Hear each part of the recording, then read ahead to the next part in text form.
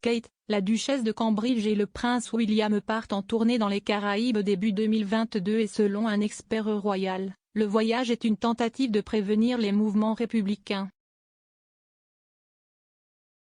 La reine est chef d'État au Royaume-Uni et dans plusieurs autres pays à l'étranger. La reine est également à la tête du Commonwealth, de sorte que la monarchie entretient des liens étroits avec de nombreux pays du monde.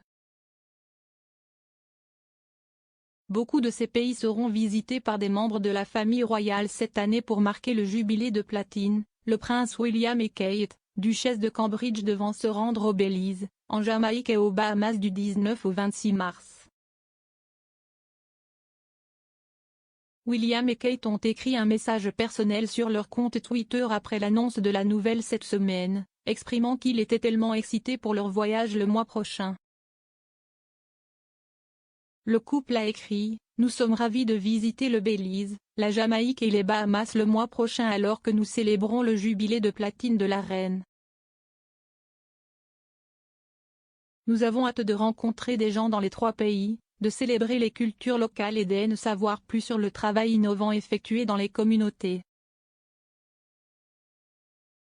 Le message a été signé avec WC. En plus de la tournée de Kate et William, le prince Charles et Camilla, la duchesse de Cornouailles se rendront en République d'Irlande du 23 au 25 mars, tandis que la princesse Anne se rendra en Papouasie-Nouvelle-Guinée du 11 au 13 avril. Le prince Édouard et Sophie, comtesse de Wessex se rendront également à Antigua et Barbuda, Grenade, Sainte-Lucie et Saint-Vincent et les Grenadines du 22 au 28 avril.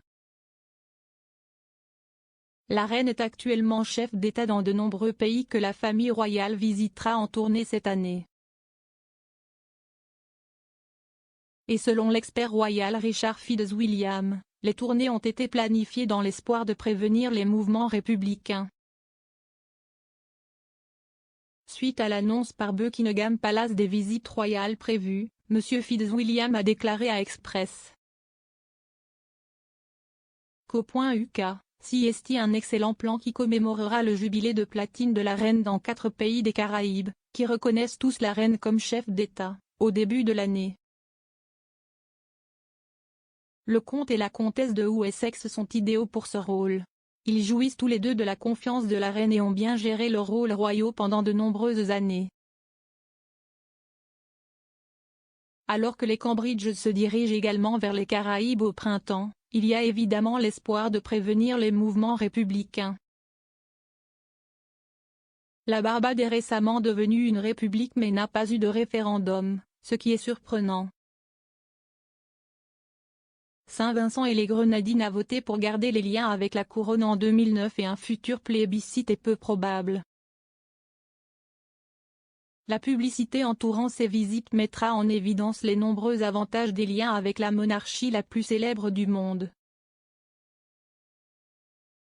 Pendant le règne de la reine, plusieurs pays ont abandonné le monarque à la tête de l'État, notamment Maurice, la Dominique, Trinité et Tobago et la Guyane.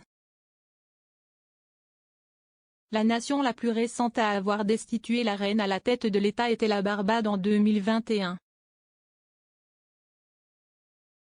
Le fils aîné et héritier présomptif de la reine, le prince Charles, s'est rendu à la Barbade l'année dernière alors qu'elle marquait sa transition vers une république sous la direction de sa présidente nouvellement élue, Sandra Mason.